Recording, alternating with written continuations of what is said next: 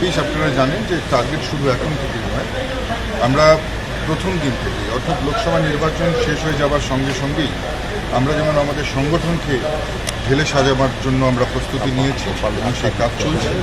পাশাপাশি একেবারে মণ্ডল থেকে শুরু করে বিধানসভা থেকে শুরু করে জেলা প্রত্যেকটা স্তরে যারা আপনারা সাংবাদিক বন্ধুরা রয়েছেন তাদের বুথেও যেমন ভুয়ো ভোটার রয়েছে, ঠিক একই রকমভাবে আমরা যারা প্রত্যেকে জনপ্রতিনিধি আছে প্রত্যেকের বুথ ঘাটলেই সেখানে 50টা 100টা কিন্তু যে ভুয়ো ভোট সেই ভোট কিন্তু আছে।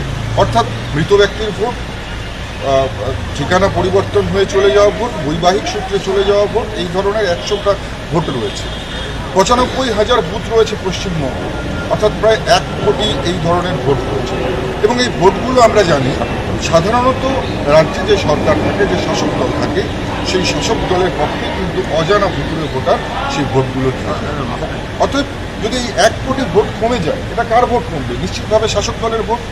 এবং যদি 1 কোটি ভোট কমে যায় তাহলে এই রাজ্যে সরকার তৈরি করা কতটা কঠিন সেটা নিশ্চয়ই আপনারা বুঝতে পারছেন।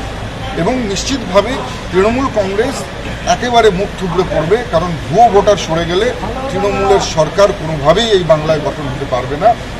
একেবারে আজকে এখানে দাঁড়িয়ে বলতে পারি যে 2026-এ নিশ্চিতভাবে এই বাংলায় বিজেপির সরকার প্রতিষ্ঠিত হবে।